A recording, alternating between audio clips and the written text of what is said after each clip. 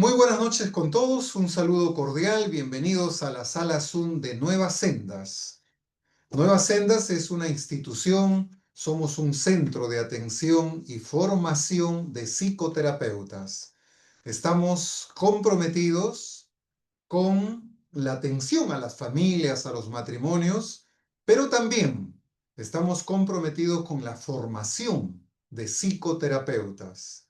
Ya tenemos más de 25 promociones que hemos formado una buena cantidad de terapeutas, les hemos entrenado en el modelo del enfoque sistémico y ahora último estamos enseñando y guiando en este modelo que se llama la terapia narrativa centrada en el amor, el TENCA. Ya, así que una cordial bienvenida a todos y cada uno de ustedes. Hemos anunciado para esta noche este masterclass que hemos titulado Las huellas del trauma y las voces del yo herido. Nuestras heridas tienen voces y lo vamos a oír y lo vamos a ver en esta noche. Vamos a abordar la narrativa, los apegos y la psicopatología. ¿Ok? Entonces, no olviden que nuestra formación psicoterapéutica a nivel de Nuevas Sendas lo hacemos desde el enfoque de la terapia familiar sistémica de modo general, pero de modo particular lo hacemos desde la terapia narrativa centrada en el amor, al cual estamos llamando terapia de cuarta generación. ¿Ya? La terapia de cuarta generación. El, la terapia de primera generación era el cognitivismo, o perdón, el conductismo. El conductismo fue la terapia de primera generación, después vino el cognitivismo, que es la terapia de segunda generación. La terapia de tercera generación es lo contextual, lo relacional, lo sistémico, en el cual se ubica la terapia familiar sistémica. Y hoy día ya hablamos de la cuarta terapia, de la terapia de cuarta generación, que es donde se ubica el modelo TENCA, la terapia narrativa centrada en el amor. Y no olvidemos que hoy día, 10 de octubre, se celebra el Día de la Salud Mental a nivel mundial. Creo que la mayoría lo sabe. El Día Mundial de la Salud Mental. Es un día para reflexionar sobre la salud mental, a reflexionar, como lo vamos a hacer y lo estamos haciendo ya en esta masterclass, con respecto a la conducta humana, el alma humana, y en ese sentido hemos preparado pues este tema allí. Y entremos ya de lleno al tema que nos convoca en esta noche. ¿A qué nos referimos cuando hablamos de trauma? Miren, desde el modelo TENCA, cuando hablamos de trauma, nuestros autores favoritos son, en primer lugar, Boris Cyrulnik. Después está también Juan Luis Linares, está Luigi Cangrini, un italiano, está Peter Levine, que también deben conocerlo con su famoso libro Curar el trauma, allí. Y otros autores más, pero principalmente ellos allí, ¿no? Entonces, cuando se habla de trauma, no solo nos referimos a eventos dolorosos, experiencias y situaciones dolorosas que hayamos vivido o haya vivido un niño, sino como pueden ser pues una violación, un accidente, una enfermedad grave o algo así, sino que sobre todo nos referimos a traumas de tipo relacional, traumas que se han originado en el vínculo en que ha vivido el niño, en las relaciones en que hayamos podido vivir. Por eso es importante tener en cuenta a Boris Cyrulnik, este gran psicoterapeuta francés. Él dice que sin alteridad no hay desarrollo. Es decir, sin el contacto, sin el vínculo, sin la relación de otro, no hay desarrollo. Pero para que haya un buen desarrollo, pues ese contacto, esa conexión, ese vínculo tiene que ser sano. Y él habla mucho del nicho sensorial, y yo le agrego ahí lo afectivo, el nicho sensorial afectivo en que pueda vivir un niño en el que se sienta amado, se sienta valorado, reconocido, entonces ese niño crece saludablemente. Pero si es un nicho sensorial afectivo empobrecido, es decir, escaso, tal vez bloqueado, entonces el niño va a enfermar. Y es ahí donde se genera un trauma. Por eso que Boris Cyrulnik dice que muchas veces el nicho sensorial afectivo en que crece un niño está empobrecido. Y está empobrecido por algún tipo de desgracia que principalmente la mamá, el papá después, puedan estar viviendo. Y cuando la envoltura afectiva que debe envolver al niño está pobre, está limitada, ¿no? Está un poco bloqueada, entonces no hay desarrollo. Ahí es donde se incuba el trauma psíquico de un niño. Y entonces, ¿él qué propone? Él propone que para que salir del trauma tiene que darse lo que él llama la resiliencia, que es retomar el desarrollo después de una agonía psíquica. Eso es lo que propone Borisino, retomar el desarrollo. Pero para que podamos retomar el desarrollo, tiene que haber otro vínculo. La resiliencia tiene que ver con tejer un vínculo significativo de amor con otra persona significativa. Claro, si son nuestros padres con los cuales nos reconciliemos, mucho mejor todavía allí. Pero tiene que tejerse un vínculo, tiene que haber una resiliencia basada en un vínculo nuevo que se establece con la persona. Pero antes de entrar en el abordaje terapéutico en sí del trauma, eh, hablemos un poquito más acerca del trauma, ¿ya? Entonces, hay dos tipos de trauma, el trauma situacional de situaciones, pero hay el trauma relacional de relaciones. Y cuando hablamos de relaciones, nosotros del modelo sistémico, todo lo analizamos en clave relacional. Es decir, nuestro análisis terapéutico, nuestro abordaje terapéutico, lo hacemos en clave relacional. Pero, además de hacerlo desde el mundo relacional, también lo hacemos desde los lentes del amor. Es decir, las relaciones en que vive el ser humano desde niño está basado en vínculos insanos de desamor o en vínculos sanos de amor. Desde el TENCA, con los lentes de este modelo terapéutico, analizamos cuál es la historia de vida de ese paciente, de esa familia que tenemos en consulta, del ser humano en general.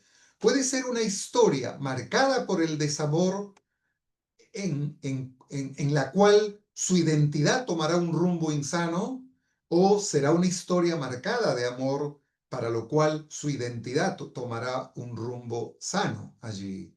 Porque finalmente en el modelo TENCA de la terapia narrativa centrada en el amor, la tesis central de este modelo es que el desamor enferma y el amor sano. Entonces, siempre que vivamos en el desamor, en vínculos insanos de desamor, vamos a enfermar. El niño va a enfermar. Pero se puede sanar, se puede restaurar, se puede recuperar si empieza a vivir vínculos sanos de amor allí. Eso es lo importante.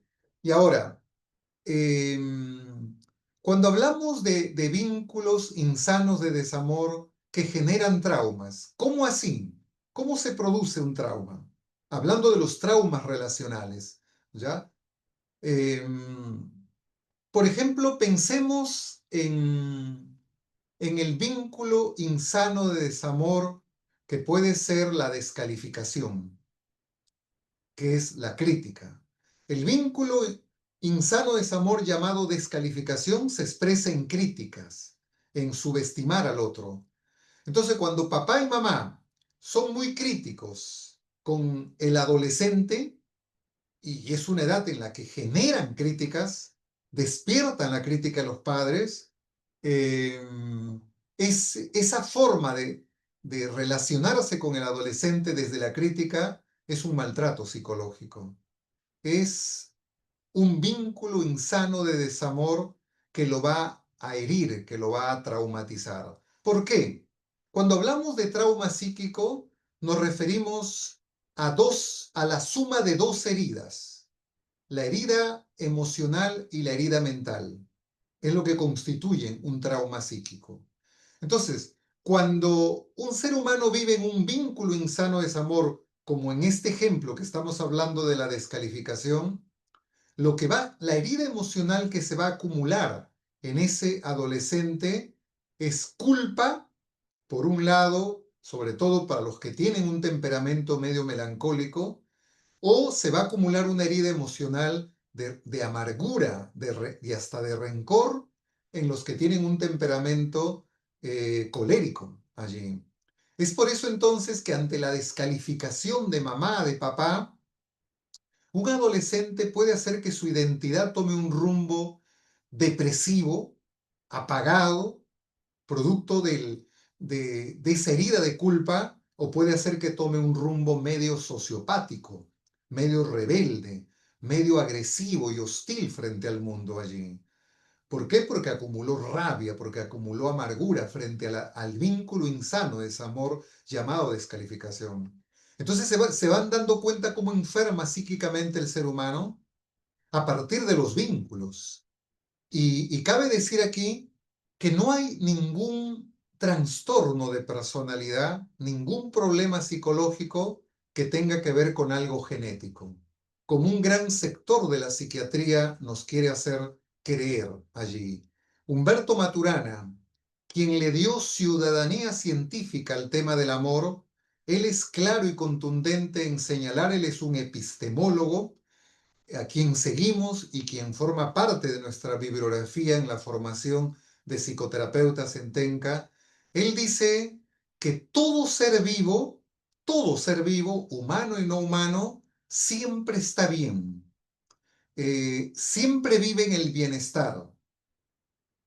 El dolor de su vivir, el malestar psíquico de su existencia no se debe a su condición fisiológica, no se debe a su historia genética, no se debe a eso. Se debe, dice él, a su espacio relacional, a los vínculos en que vive. Eso es lo que señala Humberto Maturana.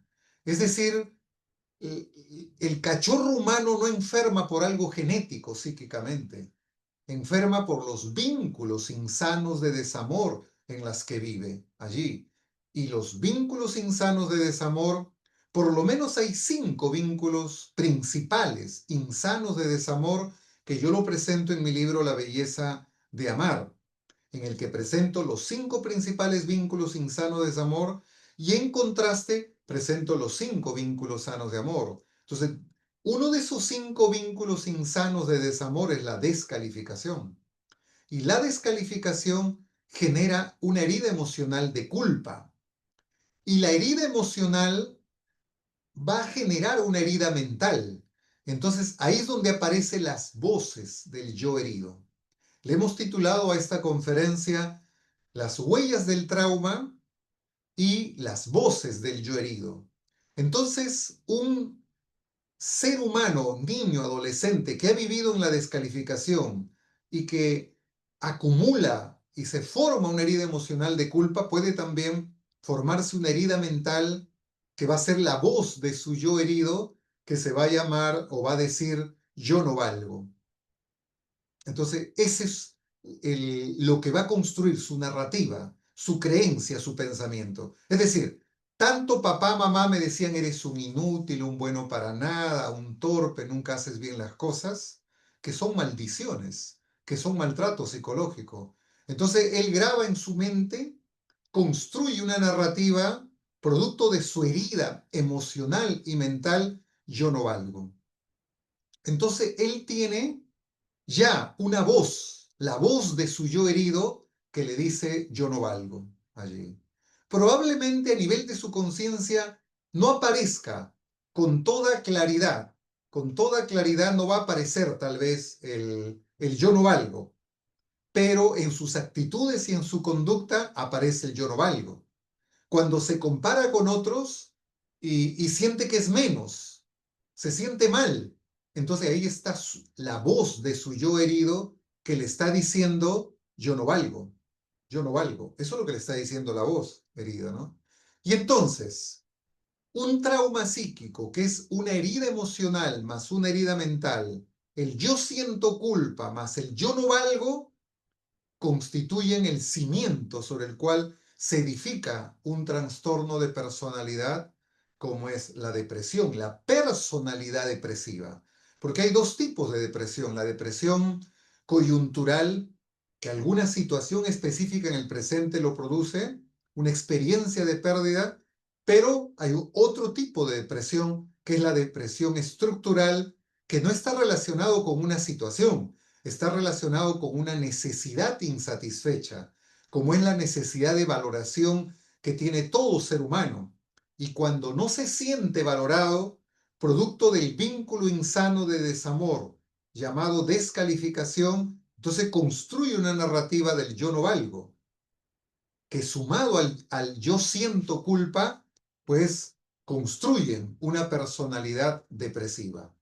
Entonces, por eso decimos que el espacio relacional en la que vive el ser humano, por lo menos desde el modelo sistémico, desde el modelo Tenca, enseñamos que el ser humano enferma no por algo genético, no por algo hereditario, no es porque mi abuelo, mi padre tenían ese trastorno, no, no nos compremos fácilmente ese discurso que nos vende un gran sector de la psiquiatría con su gran sponsor, la industria farmacéutica a la cual le conviene que el ser humano crea que es genético y que toda su vida pueda depender de medicamentos.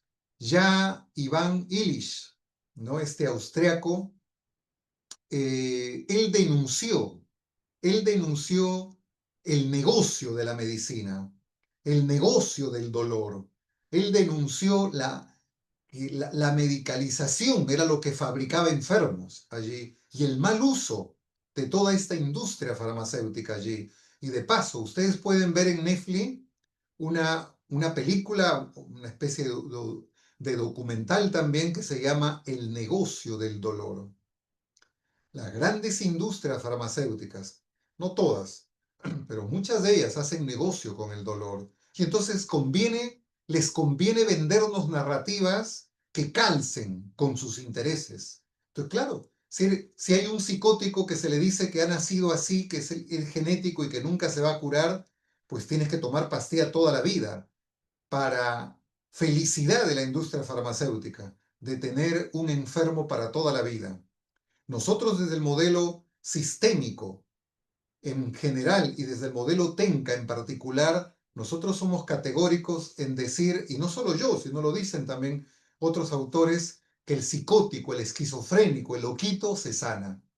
Aunque ustedes hayan oído que no se sana, se recupera. Pueden quedar secuelas, pero se sana. Ningún trastorno de personalidad es irrecuperable. Yo oigo en TikTok también que muchas veces sale ahí que por ejemplo, el TLP, el borderline, no se va a recuperar nunca y que tiene que convivir y tiene que aprender a gestionar sus emociones y hablan mucho de que tiene que aprender a regular sus emociones porque el TLP vive en una desregulación emocional.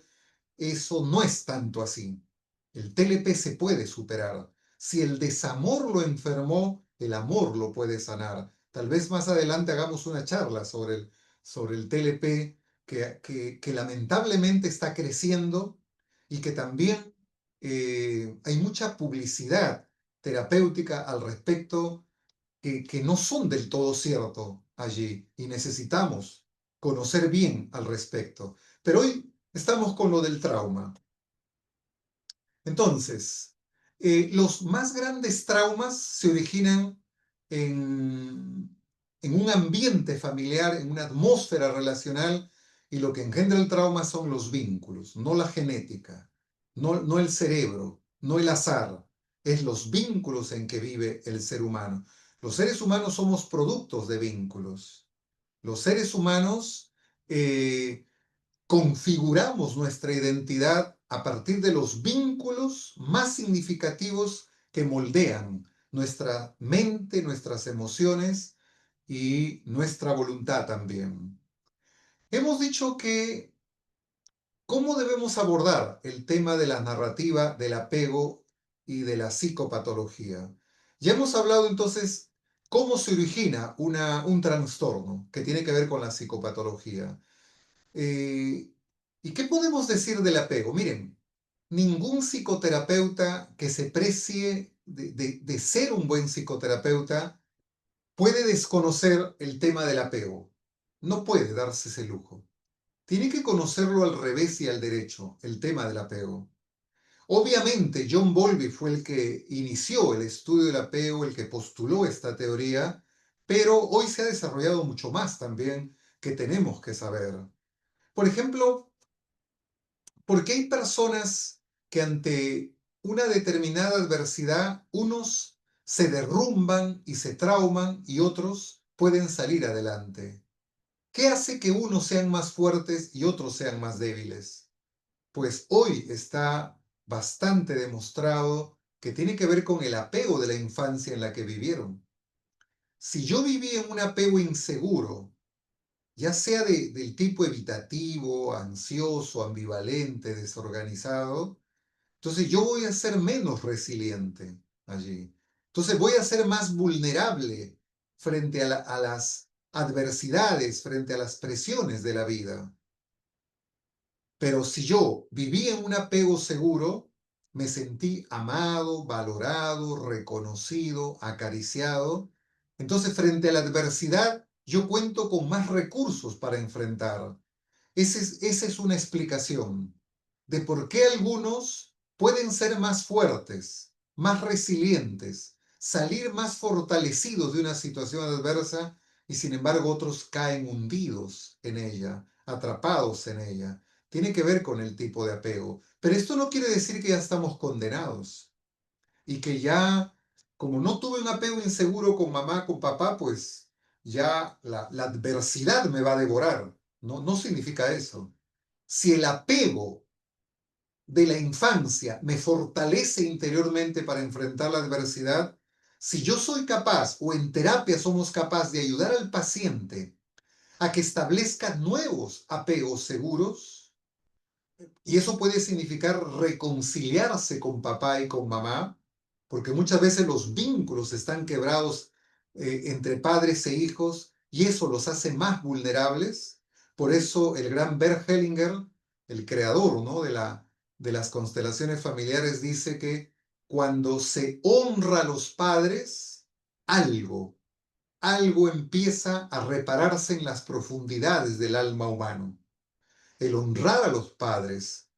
Y una de las grandes formas de honrar a los padres cuando somos adultos es perdonándolos. Y entonces cuando lo perdonamos nos liberamos, reconectamos otra vez con ellos y ese apego de la infancia que no tuvimos la podemos reconstruir en la vida adulta y de esa manera nos volvemos resilientes. La pareja de la vida adulta también juega un papel importante en el tipo de apego que vivimos. Es por eso que una pareja en una buena relación puede significar un buen apego para yo crecer, desarrollar y enfrentar con mayores recursos la adversidad. Aunque también si no es una buena relación, es una conyugalidad insana, conflictiva, pues me desgasta más y obviamente me hace menos resiliente allí.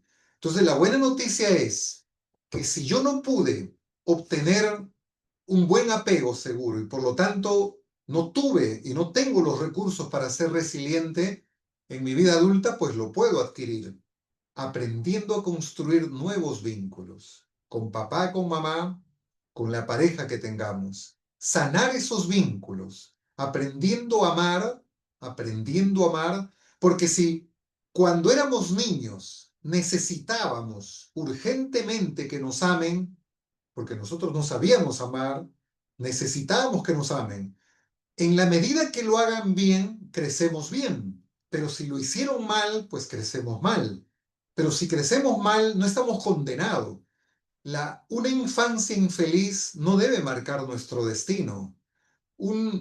El trauma, como dice Peter Levine, es un hecho de vida, pero no es una sentencia de vida allí. No estoy sentenciado de por vida porque no viví en el amor en mi infancia. Si el recibir amor en mi infancia me hubiera garantizado una identidad saludable, en mi vida adulta, el dar amor es lo que me garantiza la restauración, la sanidad de mi identidad. Ya no el esperar yo recibirlo. No, cuando yo era niño tenía que esperar sentado que venga el amor a mí. Cuando yo soy adulto, yo tengo que salir al encuentro del amor. Yo tengo que aprender a amar. Todos nacemos con la capacidad innata de recibir amor, pero no nacemos con la capacidad innata de dar amor. El dar amor es un aprendizaje. Erich Fromm, en su libro El arte de amar, ese clásico del siglo pasado, nos dijo que el amor es un arte y que como todo arte, pues necesita ser aprendido. Hay una parte teórica que yo tengo que conocer y una parte práctica que yo tengo que hacer allí. En mi libro La belleza de amar, yo enseño el concepto práctico del amor, algo concreto, en qué consiste amar, cuáles son esos vínculos sanos de amor con los cuales yo puedo aprender a amar y puedo sanarme y crecer como persona allí y practicar todo eso. Porque finalmente, ¿cuál es el signo más grande de una persona que es sana y madura en la vida? ¿Cuál es el signo más grande? Su capacidad de amar. Erich Fromm decía que la madurez de una persona es su capacidad de amar y su capacidad creativa. Yo digo, sí, la capacidad de amar es el signo más grande para poder ser sano y maduro y la capacidad de abrazar un ideal en la vida. Esa persona que tiene un ideal en la vida, que tiene un propósito, que tiene un norte, que vive con esa claridad y con su capacidad de amar, es una persona saludable. Pero una persona que no tiene eso, pues es una persona que no está sana allí. Si ustedes se dan cuenta, el abordaje terapéutico con el cual nosotros trabajamos, desde el modelo Tenka, nosotros le llamamos la danza Tenka, la danza terapéutica Tenka. Danza porque son movimientos, pasos que damos. Y dentro del modelo Tenka, terapia narrativa centrada en el amor, eso significa Tenka, señalamos que hay tres pistas principales en las cuales debemos danzar como terapeutas. Es decir, debemos movernos, es decir, debemos focalizar nuestra atención e intervención en tres áreas, que son tres pistas en las cuales vamos a danzar. Uno son las narrativas, las emociones y los vínculos en que vive el ser humano, en que vive ese paciente, esa familia que tengo delante de mí. Si tiene una narrativa insana, yo tengo que reformular su narrativa. Si tiene emociones dañadas, yo tengo que ayudar a reprocesar sus emociones. Si ha vivido y está viviendo en vínculos insanos de desamor, yo tengo que ayudarlo a llevar y a entrar en una vivencia con vínculos sanos de amor. Esa es la danza terapéutica Tenka. Obviamente es un pequeño resumen en las clases, en el diplomado que realizamos, en el diplomado de formación, pues profundizamos mucho más allí, ¿no? En ese sentido, esas son las huellas del trauma y las voces del yo herido. El yo no valgo, el yo no quiero ser yo, el yo no puedo, el yo no quiero ser yo. Todo eso son voces del yo herido, producto del trauma psíquico en la cual puedo estar viviendo y que nosotros como psicoterapeuta necesitamos aprender a distinguir, identificar y ayudar a las personas. Ser psicoterapeuta es cosa seria. No basta que yo haya estudiado psicología, psiquiatría o algún cursito por ahí. No, es necesario un entrenamiento. Para ser un verdadero psicoterapeuta necesito entrenarme. Es por eso que no todo psicólogo es un psicoterapeuta y no todo psicoterapeuta es un psicólogo. Es aquel que tiene un entrenamiento terapéutico, tiene una ciencia en su cabeza, que son como sus lentes, con los cuales puede mirar la dinámica intrapsíquica, interpersonal del paciente, a la familia también allí. Entonces, tiene unos lentes con los cuales se acerca para poder mirar, observar la dinámica relacional en la que vive ese paciente allí. Por eso yo quiero animarles. ya para terminar esta charla, que puedan entrenarse.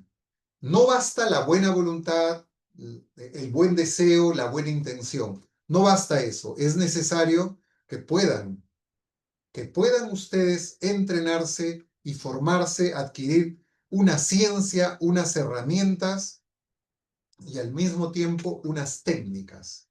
El modelo TENCA, la formación de psicoterapeutas desde este modelo TENCA, tiene 4 partes. Una primera parte tiene que ver con el marco teórico, con algo de lo que les he hablado ahora, ahí, con respecto al trauma. Segundo, tiene que ver con el análisis de casos, es decir, la parte teórica y la parte práctica. En análisis de caso, vemos videos de sesiones reales, auténticas con pacientes o analizamos películas en las cuales buscamos aterrizar y aplicar ese marco teórico que hemos aprendido, porque necesitamos aplicarlo, necesitamos saber cómo se come, cómo se digiere eso allí.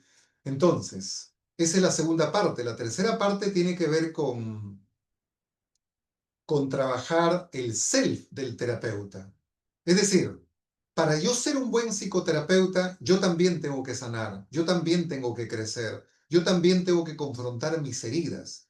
Y por eso dedicamos 2 meses a identificar nuestras propias heridas personales, emocionales, mentales, que yo como terapeuta o aspirante a psicoterapeuta tenga allí. Entonces en TENCA también trabajamos eso. Y en cuarto lugar tenemos seminarios internacionales en la que contamos con psicoterapeutas A1 a nivel mundial. No traemos a cualquier psicoterapeuta, psicoterapeutas de alto nivel que han escrito muchos libros y que pues tienen una casuística elevadísima y que tienen un alto entrenamiento, ¿no? Nosotros pertenecemos como Nuevas Sendas a Relates. Relates es la red latinoamericana y europea de escuelas sistémicas. Hemos estado este año en Lyon, Francia, en el Congreso Mundial de Terapia Familiar Sistémica. Formamos parte de ese movimiento, de esa directiva incluso, y por eso es que tenemos contactos y traemos a los mejores a estos seminarios internacionales. Así que la formación que damos aquí en Nuevas Sendas es A1, es de alto nivel. Compartimos con ustedes toda una biblioteca virtual del cual ustedes van a bajar libros claves. Tenemos libros físicos también que van a poder compartir allí, ¿no? Tenemos una videoteca en la que van a poder ver varios videos de enseñanzas que van a complementar la parte teórica. Van a poder ver también ensayos, artículos que van a seguir enriqueciendo su formación. Así que la preparación de psicoterapeutas es de alto nivel en Nuevas Sendas, así que yo los invito a que puedan formarse con nosotros. Gracias a todos los que participaron de la charla y de este espacio y será hasta una nueva oportunidad. Un abrazo para todos.